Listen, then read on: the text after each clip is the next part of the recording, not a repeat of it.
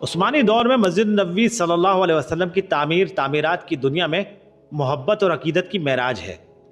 ترکوں نے جب مسجد نبوی کی تعمیر کا ارادہ کیا تو انہوں نے اپنے وسیع و عریض ریاست میں اعلان کیا کہ انہیں عمارت سازی سے متعلق فنون کے ماہرین درکار ہیں۔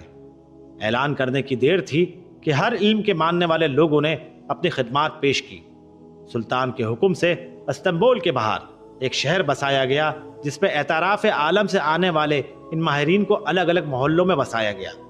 اس کے بعد عقیدت اور حیرت کا ایسا باب شروع ہوا جس کی نظیر مشکل ہے۔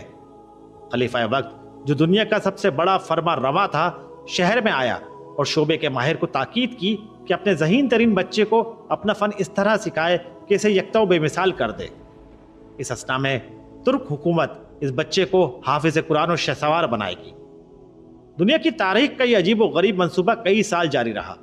25 سال بعد نوجوانوں کی ایک ایسی جماعت تیار ہوئی جو نہ صرف اپنے شعبے میں یکتائے روزگار تھے بلکہ ہر شخص حافظ قرآن بعمل مسلمان بھی تھا۔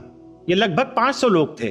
اس دوران ترکوں نے پتھروں کی نئی کانیں دریافت کی، جنگلوں سے لکڑیاں کٹوائیں، تخت حاصل کیے گئے اور شیشے کے سامان باہم پہنچایا گیا۔ یہ سارا سامان رسول اللہ صلی اللہ علیہ وسلم کے شہر پہنچایا گیا تو ادب کا یہ عالم تھا۔ اسے رکھنے کے لیے مدینے سے دور ایک بستی بنائی گئی تاکہ شور سے مدینے کا ماحول خراب نہ ہو۔ رسول اللہ صلی اللہ علیہ وسلم کے ادب کی وجہ سے اگرچہ پتھر میں ترمیم کی ضرورت پڑتی تو اسے واپس اس بستی پہنچایا جاتا۔ ماہرین کو حکم تھا کہ ہر شخص کام کے دوران باوضو رہے اور درود شریف اور تلاوت قرآن پاک میں مشغول رہے۔ حجرہ مبارک کی جالیوں کو کپڑے سے لپیٹ دیا گیا کہ گرد و غبار اندر روضہ پاک میں نہ جائے۔ ستون لگائے گئے کہ ریاض الجنہ اور روضہ پاک میں مٹی نہ گرے۔